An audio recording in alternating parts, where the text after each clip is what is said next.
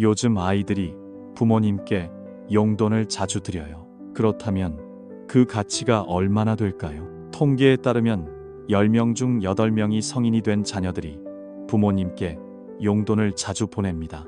그들은 조금이라도 용돈을 드리겠다고 말하죠. 많은 부모님들은 그것을 당연하게 여깁니다. 저는 그게 효도라고 생각해서 조금도 망설임 없이 받았습니다. 하지만 이런 선택이 나중에 큰 문제를 일으킬 수도 있습니다. 맞을 수도 있습니다.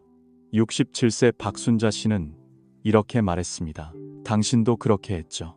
자녀들에게 용돈을 많이 줄수록 우리 마음은 점점 멀어지는 느낌이 듭니다. 맞아요.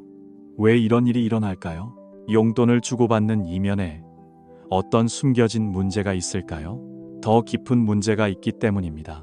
요즘 저는 자녀들에게서 용돈을 받지 말아야 한다고 생각합니다. 그럴 위험한 이유가 3가지가 있어요. 말씀드릴게요. 이걸 알게 되면 진정한 효도의 뜻을 이해하게 될 겁니다. 그리고 더 건강하고 편안한 가족을 만들 수 있을 거예요. 더 좋은 관계도 쌓을 수 있습니다. 자세한 이야기 전에 영상 제작 과정을 말씀드릴게요. 구독과 좋아요는 큰 도움이 됩니다. 가끔씩 그렇게 해주세요. 마음을 따뜻하게 하는 영상이 많이 올라오면 빠르게 받아보실 수 있습니다. 지금 바로 시작하겠습니다. 그런데 정말로 자녀에게서 용돈을 받으시나요? 그게 문제일까요? 많은 분들이 이해하시겠지만 이런 일들이 실제로 벌어지고 있습니다. 먼저 72세 김영자 씨의 이야기를 시작하겠습니다. 들려드릴게요. 김영자 씨는 아들이 둘 있습니다. 그분은 제 어머니입니다. 큰아들은 대기업에 다니고 둘째 아들은 자영업을 하고 있습니다. 두 아들 모두 효심이 깊습니다. 매달 50만 원씩 용돈을 보내줍니다. 잘 알고 있어요. 처음에는 김영자 씨가 정말 감사했습니다. 평생 자식들을 위해 희생했는데 이제 자식들한테 보답받는 것 같았죠. 그런데 어느 날 이상한 일이 일어나기 시작했습니다. 아들이 용돈을 가져올 때마다 어머니는 이렇게 행동했습니다. 아들이 말하길, 엄마, 돈을 아껴 쓰세요. 이번 달은 좀 빠듯해서 용돈이 많지 않아요. 적어두세요. 엄마가 아프시면 병원비가 많이 들거든요. 하지만 저는 걱정이 됐습니다. 처음에는 아이들의 걱정이라 생각했으니까요. 하지만 시간이 지나면서 김영자 씨는 숨이 막히는 기분이 들기 시작했습니다.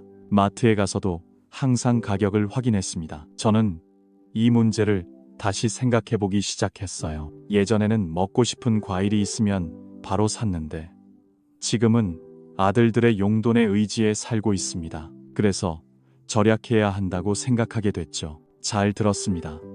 친구들과 커피를 마실 때도 불편함을 느꼈습니다. 돈은 자식들이 벌었으니 이렇게 써도 괜찮지만 이렇게 하는 게 옳은 걸까 고민하게 됐습니다. 더 심각한 문제도 있습니다. 아들들 앞에서 편하게 이야기할 수 없다는 점입니다. 그런 게 사라졌어요. 예전에는 아들들에게 조언도 많이 했고 잔소리도 했는데 용돈을 받기 시작한 이후로 모든 게 달라졌습니다. 아들이 늦게 집에 와도 무슨 말을 해야 할지 모르겠어요. 참 힘듭니다.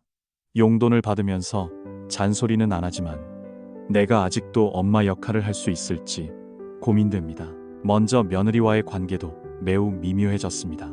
변화가 생겼죠. 며느리는 김영자 씨에게 이렇게 말했습니다. 어머니, 저희가 드리는 돈으로 잘 지내세요. 건강은 괜찮으세요? 부족한 건 없나요? 걱정스러운 듯한 김영자 씨는 이상한 기분이 들었습니다. 며느리에게 빚진 느낌이 들었죠. 김영자 씨는 이렇게 말했습니다. 용돈 받기 전에는 그냥 엄마였어요. 지금은 용돈 받는 엄마가 됐죠. 그게 다르다는 말입니다. 아들들이 더 이상 예전처럼 편하게 대하지 않습니다. 조심스럽게 대하는 느낌이에요. 당신도 용돈을 받겠다고 했죠? 첫 번째 이유입니다. 자녀로부터 용돈을 받으면 부모와 자식 간의 자연스러운 관계가 깨질 수 있습니다. 부모는 더 이상 자랑스러운 부모가 아니라 도움을 받는 사람이 됩니다. 자녀들은 편하게 대하기보다 돌봐야 할 대상으로 여기게 됩니다. 이런 변화를 경험한 분들이 많습니다. 65세 이순희 씨도 비슷한 이야기를 들려주셨습니다. 공유해 주셔서 감사합니다. 딸이 용돈을 주기 시작한 이후로 딸 앞에서 두려움을 느껴요. 그분도 그렇게 하셨습니다.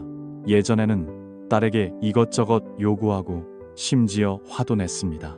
지금은 딸이 열심히 일해서 번 돈을 받고 있죠. 제 입장을 생각하면 섣불리 말하기 어렵습니다. 그분이 그렇게 말씀하셨어요. 이순희 씨의 경우에는 정말 안타깝습니다. 제 딸이 매달 용돈으로 30만 원을 줍니다. 그분이 그렇게 말씀하셨어요. 한 달 동안 이 돈으로 살면 된다고 하셨죠. 부족하면 꼭 알려달라고도 하셨고요. 하지만 이순희 씨는 그 돈이 부족하다고 했습니다. 저는 그럴 수 없다고요. 딸이 힘들게 번 돈이니까 더 받아야 한다고 했어요. 방법이 없었죠.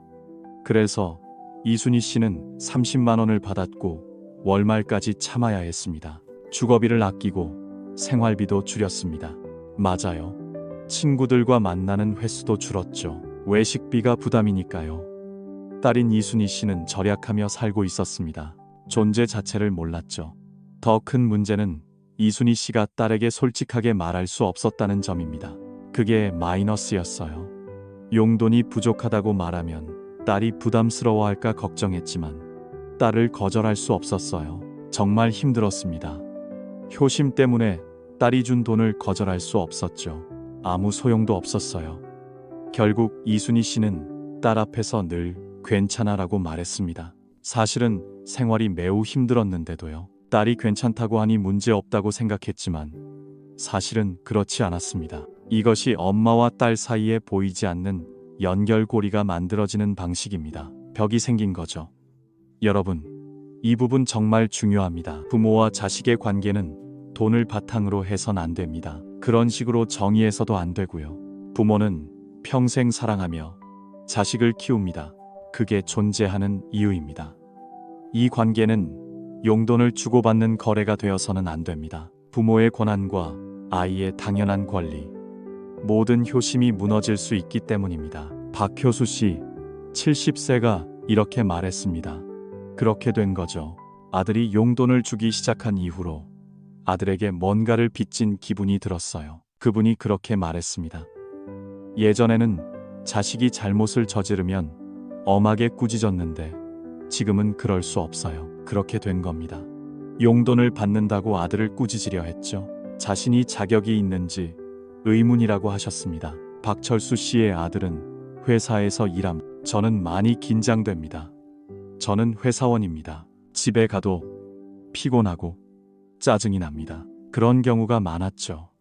예전에는 박철수 씨가 아들에게 이렇게 말했습니다. 일이 힘들어도 집에서는 좀 더 밝게 있어 달라고요. 머물라고 했죠. 하지만 지금은 그럴 수 없습니다. 아무 소용없어요. 아들이 힘들게 번 돈으로 용돈을 주는데 그걸 받으면서 잔소리를 할 수 없죠. 아무 소용없습니다. 그래서 박철수 씨는 아들이 집에 있는데도 슬프지만 참는다고 말씀하셨습니다. 심지어 아내, 즉 며느리가 힘들어도 참견할 수 없어요. 시아버지가 용돈을 받으면 며느리 편을 들어야 하니까요. 그게 참 듣기 어려운 말입니다. 아이들도 마찬가지입니다. 부모님께 용돈을 드리기 시작한 이후로 부모님과의 관계가 나빠졌다는 말을 많이 들었습니다.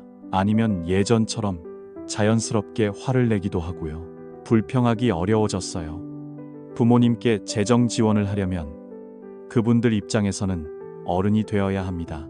그렇게 해야 한다고 생각합니다. 최명자 씨 68세의 딸이 이렇게 고백했습니다. 저는 이미 그렇게 했어요. 엄마에게 용돈을 주기 시작하면서 엄마와의 관계가 공식적으로 변했어요. 즉, 같은 관계가 되었죠. 예전에는 직장 스트레스도 엄마에게 털어놓고 관계 문제도 솔직하게 말했어요. 맞아요. 지금은 엄마를 도와주는 딸 역할만 합니다. 충실해야 한다고 생각해요. 그렇게 말씀하셨습니다. 이런 일이 생기면 가족 간 정이 점점 시들해집니다. 돈이 들어오고 나가면서 가족의 마음은 멀어지죠. 아이러니한 상황이 벌어집니다. 부모는 자식에게 미안함을 느끼고 자식은 부모에게 부담을 느낍니다. 어느 정도 효과는 있습니다. 서로 신경 쓰고 있다는 뜻이니까요. 하지만 오히려 양쪽 모두 불편한 관계가 되기도 합니다. 두렵습니다. 하지만 이것은 시작에 불과해요. 더 심각한 문제들이 기다리고 있습니다. 네, 존재합니다. 하지만 더 큰 문제가 기다리고 있습니다. 진말순 씨 78세의 이야기를 들어봅시다. 함께 보시죠. 진말순 씨는 평생 강인한 분입니다. 그분은 여성분입니다. 남편이 일찍 돌아가신 후 혼자 아이들을 키우며 자랐습니다. 저는 아이들과 함께 작은 식당을 운영하며 아이들의 학비를 냈습니다. 진말순 씨는 정말 아무 도움도 받지 않으셨습니다. 그는 자립적인 분이셨죠. 하지만 제가 70대가 되면서 몸이 약해지기 시작했고 모든 일이 어려워졌습니다. 사업도 힘들어져서 결국 가게를 닫아야 했습니다. 그 후부터 아이들에게 용돈을 받기 시작했습니다. 그렇게 시작됐죠. 첫째 아들은 매달 40만 원, 둘째 아들도 용돈을 받았습니다. 딸은 30만 원, 셋째 아들은 20만 원을 받았습니다. 그들이 총 90만 원을 주셨는데 생활하는 데는 충분한 금액이었습니다. 적당한 금액이었죠. 처음에는 진말순 씨가 정말 고마워했습니다. 인생에서 많은 어려움을 겪었기에 아이들을 도울 수 있어서 견딜만하다고 생각하셨죠. 하지만 시간이 지나면서 이상한 변화가 일어났습니다. 그런 일이 생겼습니다. 진말순 씨가 점점 의존적으로 변한 겁니다. 그게 시작됐어요. 예전에는 모든 걸 스스로 해결하려고 했습니다. 할 수 있었죠.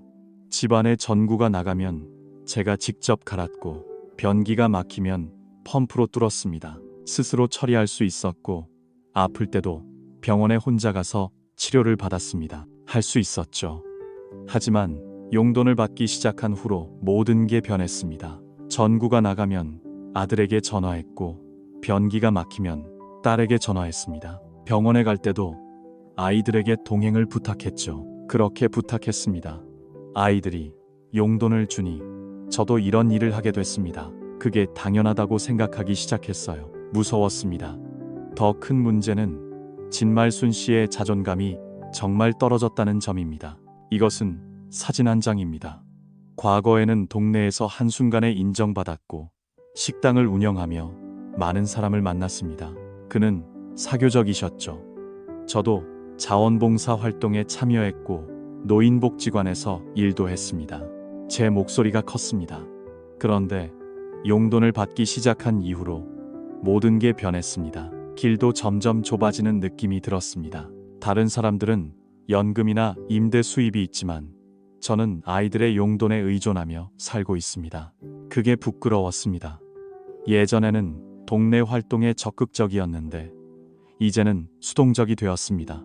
저는 아이들에 의존하며 살고 있습니다. 그걸 생각하면 자신감을 잃었다는 걸 알게 되었습니다. 진말순 씨가 직접 하신 말씀입니다. 그랬어요. 과거에는 남을 도왔어요. 적극적이었는데 지금은 도움을 받는 입장이 됐습니다. 그분은 그렇게 말했습니다. 생각보다 큰 차이였어요. 그렇게 말했습니다. 솔직히 자존감이 많이 떨어졌다고 인정했습니다. 이런 변화는 건강에도 영향을 미쳤습니다. 걱정스러웠습니다. 진말순 씨는 점점 활력이 줄어들고 있습니다. 줄어들었죠. 예전에는 시장도 자주 가고 친구들도 만났는데 서로 만났었죠. 아시죠? 지금은 집에만 있습니다. 그게 늘어났습니다. 할 일이 없으니 몸도 자연히 이완되고 심장도 약해졌습니다. 69세 한복남 씨의 경우는 더 심각했습니다. 안타깝게도 한복남 씨는 퇴직 후에도 아르바이트를 계속했습니다. 생활비를 벌기 위해 스스로 돈을 벌었죠. 경비원으로 일하며 매달 80만 원을 벌었습니다. 일정 금액을 벌었고 많진 않아도 독립할 수 있었습니다. 그게 수입이었죠. 하지만 아들이 한복남 씨에게 이렇게 말했습니다. 저는 이렇게 말했어요. 아버지, 일 그만하세요. 내가 돌볼게요. 용돈 좀 드릴게요. 아버지 나이에도 경비원 하는 사람이 있다니 놀랍네요. 저는 그게 마음에 들지 않았어요. 아들은 체념한 표정으로 말했지만 한복남 씨에게는 큰 도전이었습니다. 끝났어요. 아들은 매달 100만 원을 지원해 줍니다. 이미 받았습니다. 경비원 일할 때보다 더 많죠. 그게 돈입니다. 하지만 한복남 씨는 기뻐하지 않았습니다. 그렇지 않아요. 일을 그만두자 생활 리듬이 완전히 바뀌었어요. 무너진 거죠. 예전에는 아침 6시에 일어나 저녁 6시에 저녁을 먹었고 오후 6시까지 일했습니다. 평범한 삶을 살며 동료들과 어울렸죠. 저희에게 잘 맞았어요. 힘들었지만 사회의 일원이라고 느꼈습니다. 하지만 일을 그만둔 후 어느 날 하루 종일 할 일이 없었습니다. 한복남 씨는 점점 무기력해졌습니다. 아침에 일어날 이유가 없었고 사람 만날 기회도 줄었습니다. 하루 종일 TV만 보는 날도 있었습니다. 그게 점점 심해졌어요. 제 건강도 점점 나빠지기 시작했고요. 더 심각한 건 한복남 씨의 정체성 문제였어요. 그건 저를 흔들리게 한 일이었죠. 저는 한때 일을 했던 사람이에요. 나이가 들었어도 사회에 기여했거든요. 그건 소중한 가치였어요. 그런데 지금은 아버지께서 오직 수당만 받으세요. 그렇게 된 거죠. 저는 쓸모없는 사람이 된 것 같았어요. 다들 똑같이 말하더군요. 결국 한복남 씨가 아들에게 이렇게 말했어요. 제가 해냈어요. 다시 일하고 싶다고요. 그런데 아들이 반대했어요. 아버지가 일하러 가면 주변 사람들이 뭐라고 할까요? 그게 걱정됐어요. 아들이 이해 못하는 사람으로 보일까봐 걱정됐고요. 그게 두려웠죠. 결국 한복남 씨는 아들에게 말하지 않고 몰래 다른 곳으로 갔어요. 저는 일자리를 찾기 시작했어요. 하지만 나이 때문에 일자리를 구하기 쉽지 않았어요. 그렇다고 해도 아들에게 솔직하게 말할 수 없었죠. 정말 힘들었어요. 아들의 효심을 거절하는 것 같아서요. 저는 미안하다고 했어요. 66세 송은경 씨의 이야기 역시 비슷해요. 은퇴 후 송은경 씨는 작은 카페를 열었죠. 카페는 운영됐어요. 수익은 많지 않았지만 손님들과 이야기하는 게 즐거웠어요. 젊은 사람들이 커피를 마시러 왔고 고민을 나누면 제가 조언을 해줬죠. 그렇게 했어요. 그곳은 송은경 씨에게 소중한 일터였어요. 그러나 딸이 카페 일을 그만두라고 했어요. 그래서 따랐죠. 나이가 들면 사업하기 어렵다고요. 딸은 그 점을 이해한다고 했어요. 대신 용돈을 주겠다고 약속했죠. 딸의 마음을 이해한 송은경 씨는 카페를 정리했어요. 하지만 카페를 떠난 후 송은경 씨는 심한 우울증에 빠졌어요. 매일 갈 곳도 없고 만날 사람도 없었죠. 예전엔 카페에 젊은 손님이 오면 대화하면서 힘이 났는데 요즘은 집에서 혼자 TV만 봐요. 그런 상태가 점점 심해졌어요. 송은경 씨가 그렇게 말했어요. 이제야 돈보다 더 중요한 게 있다는 걸 깨달았다고요. 깨달았어요. 각자 해야 할 일도 있고 만나야 할 사람도 있죠. 그런 게 얼마나 소중한지 알게 됐어요. 그걸 완성했어요. 하지만 카페를 정리했기 때문에 처음엔 어려운 상황이었죠. 71세 김민호 씨의 경우는 더 심각해요. 정말 충격적이었죠. 은퇴 후 김태우 씨는 동네를 자전거로 돌아다녔어요. 자전거 수리점을 운영했어요. 매일 큰 수익은 없었지만 동네 사람들과 어울리며 즐거웠죠. 특히 아이들이 자전거를 가져오면 무료로 고쳐줬어요. 김태우 씨는 동네에서 친근한 사람이었죠. 저는 그를 할아버지처럼 여겼어요. 그런데 아들과 며느리가 이사 오면서 상황이 바뀌었어요. 아들과 며느리는 김태우 씨의 자전거 수리점을 달가워하지 않았어요. 아버지가 기술자 일을 하는 게 부끄럽다고 생각했죠. 가게가 문을 닫았다고 생각했어요. 그래서 자전거 수리 일을 그만뒀죠. 그들은 저에게 용돈을 조금 주겠다고 했어요. 김태우 씨는 처음에 반대했어요. 그는 자신의 일을 좋아한다고 말했죠. 하지만 며느리가 이렇게 말했어요. 당신 아버지가 자전거 가게를 하면 우리 동네에서 어떻게 살겠어요? 시아버지는 그런 일을 하셨죠. 당신이 그런 일을 하면 사람들이 뭐라고 할까요? 결국 김태우 씨는 자전거 수리점을 닫았어요. 제가 정리했죠. 그건 아들과 며느리의 체면 때문이었어요. 대신 아들은 매달 80만 원의 수당을 받았고 삶이 변하기 시작했죠. 경제적으로는 전보다 나아졌지만 김태우 씨의 생활은 완전히 달라졌어요. 매일 갈 곳도 없고 만날 사람도 없어요. 예전에는 이웃 아이들이 저를 할아버지라고 불렀죠. 저는 그들을 따라다니며 전화를 했어요. 지금은 집에서만 시간을 보내요. 저는 그냥 늙은 사람이 됐어요. 김태우 씨는 점점 우울해졌어요. 사회에서 필요 없는 사람이 된 것 같다고 말했어요. 예전엔 사람들이 자전거를 고쳐달라고 왔고 방문객도 있었는데 이제는 아무도 필요로 하지 않아요. 인생의 의미를 잃은 기분이에요. 여러분, 두 번째 이유입니다. 자녀에게 수당을 받으면 부모는 자신감과 존재의식이 무너져요. 부모는 단순히 수당을 받는 사람이 아니에요. 절대 아니죠. 그들은 평생의 경험과 지혜를 가진 소중한 분들이에요. 그런 부모님은 단순히 재정적 지원만 하는 존재가 아니에요. 수당을 받는 대상이 되어서는 안 돼요.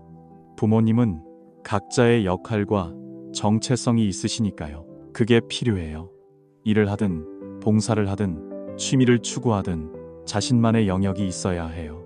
그래야 건강하고 자랑스러운 노후를 보낼 수 있어요. 그건 분명히 가능해요.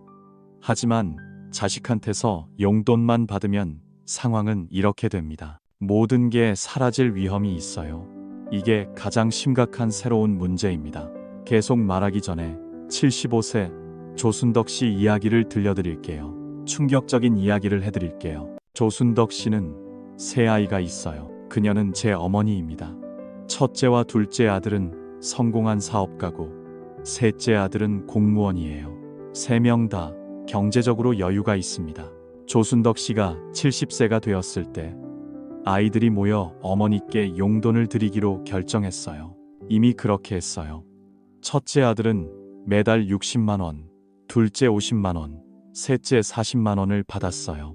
그들은 돈을 줬어요. 총 150만 원, 충분한 금액이에요. 조순덕 씨는 자식들의 효도에 깊이 감사했어요. 매우 감동했죠. 처음 2년간은 아무 문제 없었어요. 아무 일도 없었죠. 자식들도 정직하게 용돈을 벌고 있다는 얘기를 들었어요. 저도 조순덕 씨가 용돈을 받은 것에 감사드립니다. 하지만 3년 차부터 이상한 일이 생기기 시작했어요. 그 일이 시작됐어요. 먼저 큰 아들의 사업이 어려움을 겪었어요. 코로나 바이러스로 매출이 매우 낮았죠. 그런데 큰아들이 어머니께 이렇게 말했어요. 엄마께 진실을 말하지 않았어요. 사실 제 목적이 있었어요. 들었어요. 엄마가 걱정할까봐 숨겼다고 했어요. 하지만 큰 아들의 상황은 점점 더 나빠졌어요. 상황이 심각해졌죠. 직원 월급이 밀리고 이자도 연체됐어요. 이 문제를 해결하기가 어려워졌어요. 그래도 어려움이 많아도 엄마께 용돈을 보내는 건 멈출 수 없었어요. 형제들과 엄마에게 약속했기 때문이에요. 그 돈으로 제가 생활하고 있으니까요. 결국 큰 아들은 빚 확인서를 썼어요. 시작되었어요. 그 돈은 어머니 용돈이었어요. 이자가 높다는 걸 알면서도 다른 방법이 없었어요. 엄마께 무슨 일이 있었는지조차 말할 수 없었죠. 다른 형제들의 도움 덕분에 상황이 좀 나아졌어요. 둘째 아들도 비슷한 상황이었어요. 경영학 대학에 많이 투자했지만 실패했어요. 손실이 너무 커서 가정 경제에 영향을 줬어요. 정말 힘들었죠. 아내도 파트타임 일을 해야 했어요. 상황이 그만큼 어려웠어요. 그래도 둘째 아들도 엄마에게 말할 수 없었어요. 형에게 약속한 용돈을 끊을 수 없었어요. 절대 안 됐죠. 그래서 아내 몰래 돈을 모았어요. 하지만 그 돈도 사라졌어요. 아이들 교육비로 모은 돈까지 엄마 용돈으로 보냈어요. 저는 그것을 엄마 용돈으로 쓰기 시작했어요. 셋째 아들은 공무원이어서 생활이 좀 더 안정적이었어요. 하지만 40만 원도 부담이었어요. 공무원 월급으로 아이들 교육비와 집값을 감당해야 했거든요. 대출금 상환도 어려웠어요. 그래서 셋째 며느리가 불만을 갖기 시작했어요. 셋째 며느리가 말했어요. 시어머니께서 그렇게 많은 용돈이 필요 없으신데 꼭 그래야 하나요? 형들은 사업가라 시간이 좀 있어요. 우리는 월급쟁이라 정말 힘들어요. 셋째 아들은 아내와 어머니 사이에 끼어 있어요. 제 걱정은 깊어졌어요. 이 상황은 2년 동안 계속되고 있어요. 모든 아들들이 어머니와 점점 멀어지고 있어요. 저는 아무 말도 하지 않았어요. 조순덕 씨 자식들은 다 잘 살고 있어요. 그렇게 생각했어요. 매달 충실히 엄마에게 용돈을 드렸으니까요. 아이들의 사업이 잘 되고 생활이 편안해지길 바랐어요. 알겠어요. 하지만 사실은 달랐어요. 큰아들은 빚더미에 앉아 있었고 상황은 더 심각했어요. 정말 힘들었어요. 둘째 아들은 아내와 갈등이 있었고 상황은 악화됐어요. 셋째 아들은 아내 불만으로 집을 떠났어요. 가정 분위기가 긴장됐죠. 결국 폭발하는 날이 왔어요. 그날 셋째 며느리가 직접 조순덕 씨를 찾아와 말했어요. 어머니, 저희가 드리는 용돈이 부담이에요. 형들은 시간이 좀 있지만 우리에겐 정말 힘든 일이에요. 조금만 줄여서 말해줄 수 있나요? 조순덕 씨는 매우 놀랐습니다. 아이들이 그렇게 힘들고 있는 줄 몰랐어요. 그래서 갓 태어난 아들에게 급히 전화를 걸어 이야기를 들었죠. 그때서야 아이들의 진짜 상황을 알게 됐어요. 정말 너무 힘들었어요. 큰아들은 용돈벌이까지 해야 했답니다. 그는 그 돈을 마련했다고 고백했어요. 둘째 아들은 자녀 교육비를 대고 있었고 용돈도 줬다고 인정했죠. 셋째 아들은 아내와의 갈등 때문에 가정에 불화가 있다고 했습니다. 조순덕 씨는 충격을 받았습니다. 자녀 양육비 때문에 많이 힘들다고 들었어요. 더 충격적인 건 아이들이 문제는 그 사실을 숨기고 있었다는 거예요. 엄마한테 말할 수 없었어요. 걱정되고 두려워서요. 조순덕 씨는 즉시 용돈을 줬지만 저는 거절했어요. 하지만 상처는 이미 깊었죠. 상황이 심각했습니다. 큰아들은 부담감에 사업을 시작했어요. 해결해야 할 문제였어요. 둘째 아들과 아내는 재정적으로 어려워서 관계가 나빠졌고 셋째 아들은 장모의 지원금인 가족 지원금을 받고 있었죠. 그래서 불화가 생겼습니다. 조순덕 씨는 이렇게 말했어요. 내가 지원금을 받지 않았다면 이런 일은 없었을 거라고요. 아마 아무 문제도 없었을 거라고 하셨어요. 어릴 때는 각자 자기 삶을 살았지만 가끔 아이들 상태만이라도 물어보면 충분할 것 같다고 생각하셨죠. 당신은 이렇게 말했어요. 지원금 덕분에 우리 가족이 힘들어진 게 안타깝다고요. 68세 박혜선 씨의 이야기도 비슷합니다. 박 씨는 두 딸이 있어요. 큰딸은 일사, 막내딸은 변호사입니다. 두 딸 다 전문직에 고소득을 올리고 있죠. 두 딸은 매달 박혜선 씨에게 각각 80만 원씩 총 160만 원의 용돈을 주기로 했어요. 아주 후했습니다. 큰 돈이었죠. 박혜선 씨는 딸들의 효심에 매우 감사해했고 감동받았어요.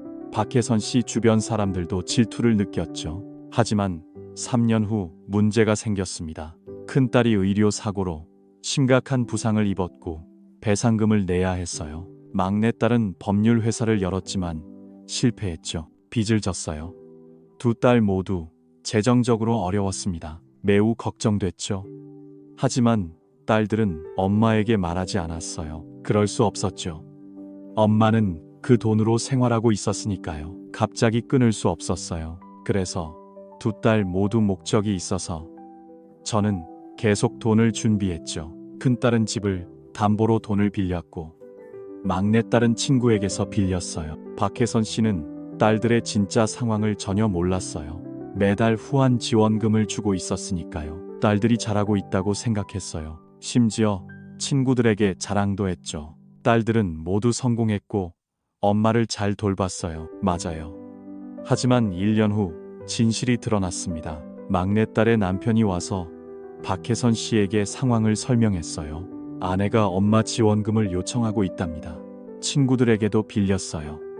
더 이상 견딜 수 없다고 했어요. 그는 이 상황에서 도움을 청했습니다. 박혜선 씨는 크게 충격받았죠. 딸이 저 때문에 많이 힘들어하고 있었어요. 뭔가 이상하다고 느꼈어요. 급히 큰딸과 연락해 상황을 설명하고 안부를 물었죠. 큰딸이 결국 진실을 고백했습니다. 저는 내려놓았어요. 박혜선 씨는 즉시 용돈을 줬지만 저는 거절했어요. 하지만 딸들은 많은 빚을 졌어요. 큰딸은 집을 담보로 잡혔고 저는 집을 팔아야 하는 상황이 되었죠. 막내딸의 친구 관계도 점점 악화되고 있어요. 맞아요. 박혜선 씨는 이렇게 말했습니다. 우리 딸들의 삶이 용돈 때문에 망가졌다고요. 그렇게 말씀하셨어요. 저는 딸들이 각자 용돈을 받았으면 좋겠다고 생각해요. 자립해서 사는 게 더 낫다고 봅니다. 후회하고 있어요. 엄마를 위한 거라면서도 우리 가족 전체가 어려움을 겪고 있으니까요. 당신은 말했어요. 72세 김성철 씨의 경우는 더 심각하다고요. 이 문제는 매우 심각합니다. 김성철 씨는 아들 하나와 딸 둘이 있어요. 아들은 중소기업 회장이고 두 딸은 교사와 간호사입니다. 아이들은 한 달에 총 120만 원을 받는데 동의했습니다. 우리는 용돈을 일정한 시기에 나누어 주기로 결정했어요. 처음에는 모든 아이들이 아주 충실했어요. 저는 조금씩 용돈을 모았죠. 하지만 시간이 지나면서 각자의 상황이 변했습니다. 아들의 회사가 어려움을 겪으며 큰 손실을 받고 딸은 남편 사업 실패로 빚을 졌습니다. 저도 손해를 봤죠. 막내딸이 병에 걸려서 병원비를 내야 했어요. 많은 비용이 들어갔습니다. 하지만 아이들은 서로에게 정말 솔직했어요. 저는 뭐라고 할 수가 없었죠. 다른 형제들에게 부담이 되고 싶지 않았습니다. 그렇지 않기 때문입니다.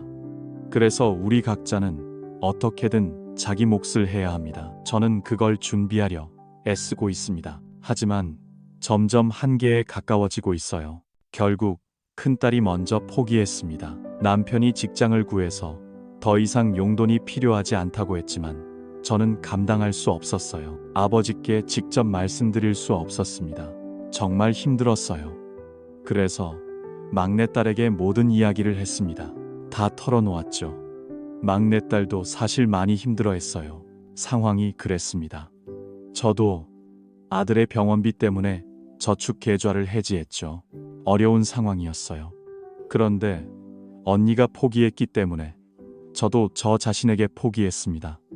더 노력해야 한다고 생각했죠. 그래서 언니를 대신해 짐을 짊어지기로 했습니다. 해냈어요. 아들의 회사 상황은 점점 악화되고 있습니다. 상황이 너무 나빠서 직원들이 퇴사해야 할 정도예요. 저는 여기 있습니다. 하지만 아버지의 용돈은 끊을 수 없었습니다. 그럴 수 없었죠. 그래서 회사에서 제 개인 돈을 인출했습니다. 조금씩 용돈을 모았어요. 이런 상황이 1년 넘게 계속되고 있습니다. 김성철 씨는 자녀들의 현실을 잘 알고 있습니다. 저는 아무것도 몰랐어요. 사실 큰딸이 제 용돈을 끊었다는 걸 몰랐습니다. 몰랐어요. 막내딸도 언니의 부담 때문에 힘들어했는데 그런 존재 자체를 몰랐습니다. 결국 아들의 회사가 파산 직전까지 갔어요. 아들이 더 이상 견디지 못해 매우 힘든 상황에 처했습니다. 김성철 씨에게 모든 이야기를 다 했어요. 다 털어놓았습니다. 그때서야 김성철 씨는 자식을 제대로 알게 됐습니다. 그 일이 얼마나 힘든지 깨달았어요. 이번이 세 번째이자 가장 심각한 상황임. 그 이유가 바로 이것입니다. 자식에게 용돈을 받으면 경제적 부담이 너무 커집니다. 아이들은 부모에게 자신의 상황을 솔직하게 말해야 합니다. 얼마나 힘든지 말씀드릴 수 없어요. 결국 부모님 걱정할까봐 숨기게 되었습니다. 가족 전체가 위험할 수도 있습니다. 부모는 자식의 삶을 지켜주는 존재입니다. 그 역할은 꼭 지켜져야 합니다. 자식에게 짐이 되는 부모는 없어야 합니다. 용돈을 받는 게 효도라고 생각할 수 있지만 현실은 자식들의 삶을 더 힘들게 만듭니다. 더 잘할 수 있습니다. 더 큰 문제는 이런 어려움들이 대개 숨겨진다는 점입니다. 아이들아, 돈 받는 것이 효도를 하는 방법이 아니야. 그렇지 않아. 자식이 건강하게 살고 삶을 제대로 바라보는 것이 부모의 진심이야. 부모는 자식들의 안전한 버팀목이어야 합니다. 짐이 되어서는 안 됩니다. 아이들은 강요받지 않고 자신의 삶을 살 수 있어야 합니다. 솔직한 삶의 모습이 부모에게 가장 큰 기쁨입니다. 그렇다면 우리는 무엇을 해야 할까요? 많은 분들이 궁금해 하실 겁니다. 저도 자식 효도와 가족을 받아들이고 싶습니다. 건강한 관계를 유지하고 싶지요. 사실 그렇습니다. 이 어려운 문제는 잘 해결됐습니다. 73세 윤봉길 씨의 현명한 선택에서 그들의 이야기를 들려드리겠습니다. 윤봉길 씨는 자식이 다 성장했습니다. 결국 아이들도 모두 성장해 결혼을 했습니다. 아들이 용돈을 주겠다고 제안했지만 윤봉길 씨는 정중히 거절했습니다. 윤봉길 씨는 자식들에게 이렇게 말했습니다. 내가 네가 잘 챙겨주는 걸 알고 있지만 나는 혼자서도 잘 살 수 있단다. 맞아. 대신 가끔 전화해서 안부 묻고 명절 인사하는 것, 아이들 얼굴을 보는 것만으로도 충분하단다. 그리고 정말 도움이 필요할 때는 내가 꼭 부탁할 거야. 처음에는 자식들이 효도하고 싶어 실망했지만 윤봉길 씨는 그 마음을 이해하고 존중하기로 했습니다. 대신 저는 효도를 다른 방식으로 표현하기로 했습니다. 그렇게 했죠. 큰아들이 한 달에 한 번 아버지를 만났습니다. 우리는 함께 등산을 시작했습니다. 둘째 딸은 2주에 한 번 아버지를 찾아왔습니다. 저는 아버지를 위해 반찬도 조금 만들었어요. 셋째 아들은 일주일에 2번 찾아왔습니다. 저는 그들에게 전화를 했어요. 윤봉길 씨는 이런 변화가 훨씬 낫다고 말했습니다. 그는 말했습니다. 수당 받을 때와는 전혀 달라요. 그냥 느낌이 달라요. 저와 자식들과의 관계가 자연스러워졌습니다. 그는 말했습니다. 당신 덕분에 부담 없이 편하게 만날 수 있게 됐어요. 그렇게 됐습니다. 75세가 된 윤봉길 씨는 여전히 건강합니다. 그는 아직도 일을 하고 있어요. 아파트 경비원으로 한 달에 약 70만 원을 벌고 있습니다. 국민연금과 합쳐서 생활하는데 충분해요. 그걸로 충분합니다. 무엇보다 매일 할 일도 있고 사람들도 만나니까요. 곁에 사람이 있다는 게 참 좋습니다. 그는 그렇게 합니다. 아이들도 아버지의 선택을 이해합니다. 이제 끝났습니다.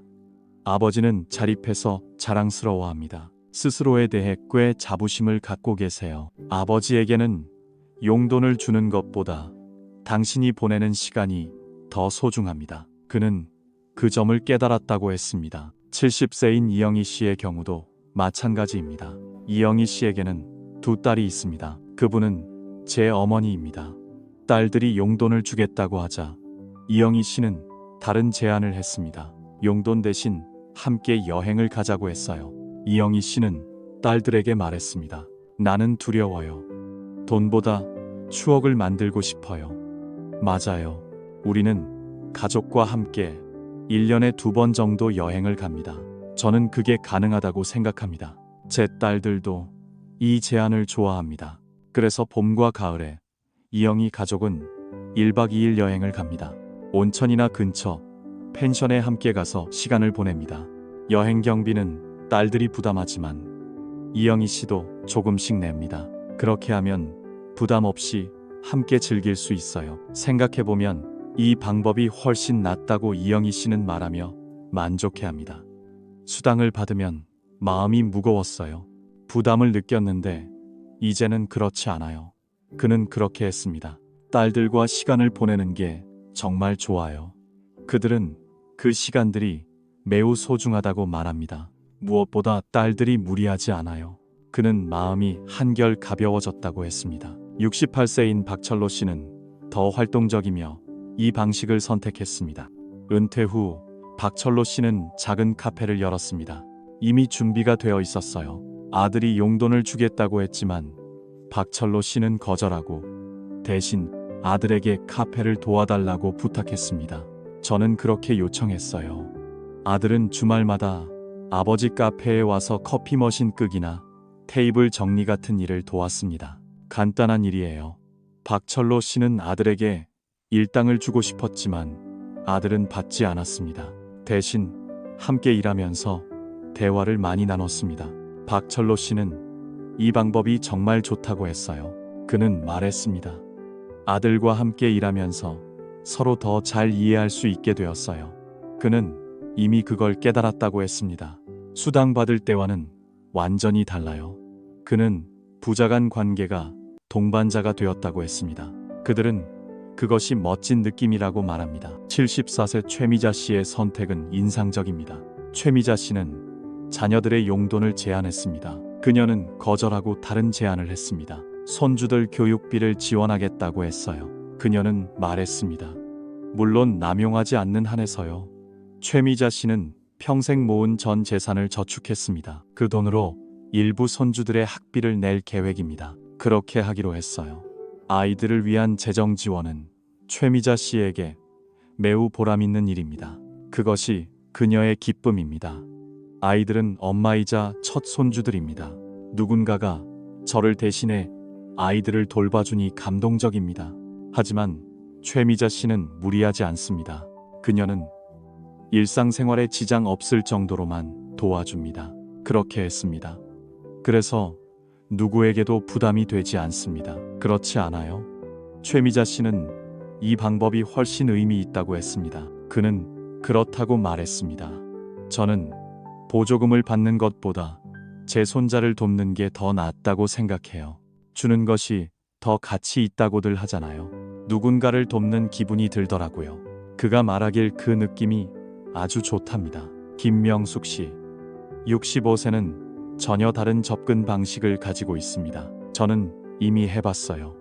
아이들에게 용돈을 주는 대신 김명숙 씨는 우리 모두가 함께 자원봉사를 하자고 제안했습니다.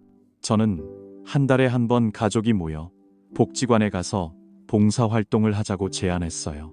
처음엔 아이들이 쑥스러워했지만 함께 봉사하면서 가족의 의미를 배웠습니다. 그는 뭔가 새로운 것을 깨달았다고 말했습니다. 어려움에 처한 이웃을 돕는 일은 가치 있는 일입니다. 저는 가족과 더 깊은 유대감을 느꼈어요. 김명숙 씨가 이렇게 말했습니다. 함께 있는 것이 용돈을 받는 것보다 더 의미 있어요. 일하는 게 훨씬 즐겁다고 하셨습니다. 아이들도 엄마와 함께 봉사하면서 더 많이 배워요. 그는 많은 것을 배웠다고 했어요. 돈보다 더 중요한 가치를 나누자고요. 이 방법은 69세 한선 씨가 실천한 것입니다. 정말 특별하죠.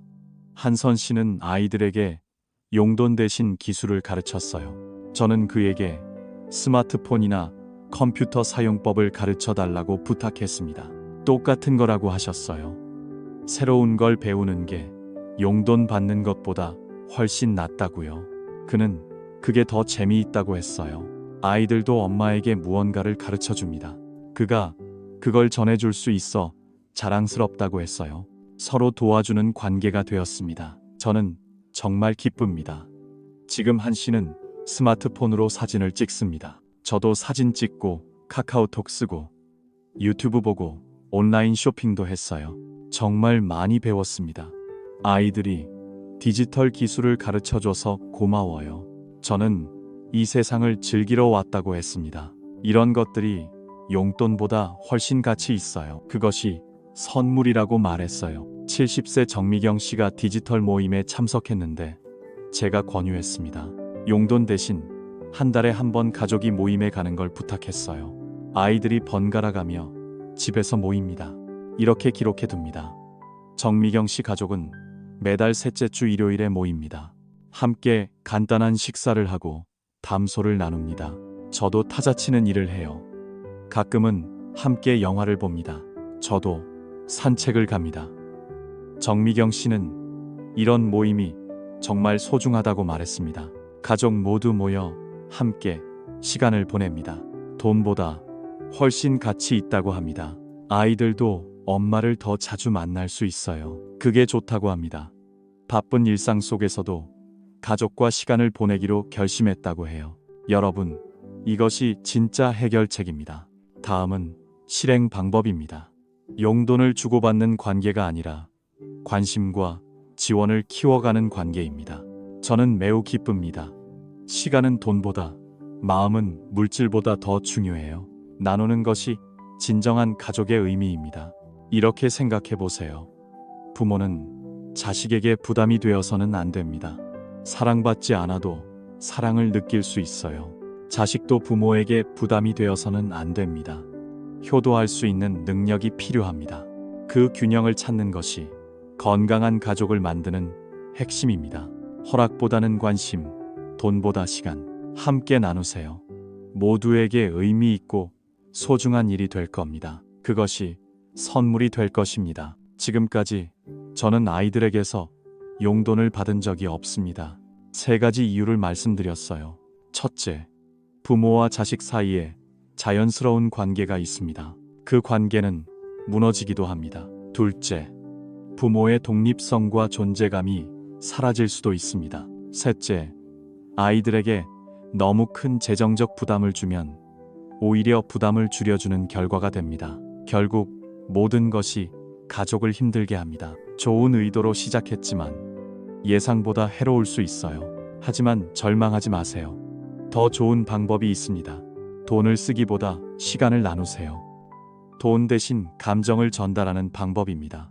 함께 여행하거나 자주 만나고 함께 봉사하거나 새로운 것을 시도하세요. 배움도 의미가 있습니다. 무엇보다 서로에게 부담이 되지 맙시다. 돈 없이도 사랑을 나눌 수 있습니다. 이것이 방법입니다. 모두 기억해 주세요. 진정한 효도는 돈으로 측정되지 않습니다. 절대 그렇지 않아요. 부모님께 관심과 보살핌으로 해주세요. 맞아요. 부모님도 마찬가지입니다. 자식에게 부담을 주지 마세요. 사랑을 표현할 수 있는 능력이 필요합니다. 독립할 수 있을 때까지는 스스로 독립하세요. 시도할 가치가 있습니다. 저는 자식의 효도에 감사하지만 경제적 이익도 고맙게 생각합니다. 의존을 피하는 것이 현명합니다. 모든 가족 구성원을 위한 최선의 선택입니다. 마지막으로 부탁드리고 싶습니다. 자녀에게서 용돈을 받고 있다면 신중히 생각해 보세요. 이 자리에 계시다면 꼭 깊이 고민해 보시길 바랍니다. 당신이 정말 그 돈이 필요한 상황인가요? 자녀가 과로하고 있나요? 맞아요. 아이의 입장에서도 마찬가지입니다. 똑같아요. 부모님께 용돈을 조금 드리는 건 좋은 일이에요. 제가 궁금한 건 이게 부모님께 해드릴 수 있는 일일까요? 아니면 당신 자신의 만족 때문인가요? 그게 맞든 아니든 부모님께는 부담이 될 수 있어요. 다시 한번 돌아보고 생각해 보세요. 가족은 서로를 보호하는 사람들이니까요. 누군가는 희생하고 누군가는 이익을 얻습니다. 이건 평범한 관계가 아니에요. 모두 건강하고 행복하길 바랍니다. 우리는 다른 방법을 찾아야 합니다. 용돈보다 더 소중한 것이 많아요. 함께 웃는 시간, 이해하는 마음, 걱정 없이 만날 수 있는 그런 시간 말이에요. 지금 존재하는 관계에 대해 이야기하는 겁니다. 이런 것들을 포기해도 돈은 받게 될 거예요. 주고받음이 필요 없어요. 진정한 평화와 행복이 가족에게 오길 바랍니다. 꼭 찾아뵙길 바래요. 돈에 얽매이지 않는 자유로운 가족, 부담 없이 편안한 관계를 쌓길 바랍니다. 서로 사랑할 수 있는 가족이 되길 바랍니다. 그랬으면 좋겠어요. 오늘 이야기는 조금 이 정보가 도움이 되길 바랍니다. 구독과 좋아요를 눌러주세요. 생활 지식을 나눌 수 있습니다. 소중한 시간을 내어 끝까지 함께 해주셔서 감사합니다. 여러분의 응원에 진심으로 감사드립니다. 따뜻하고 평안한 날들 되세요. 그러길 바랍니다. 감사합니다.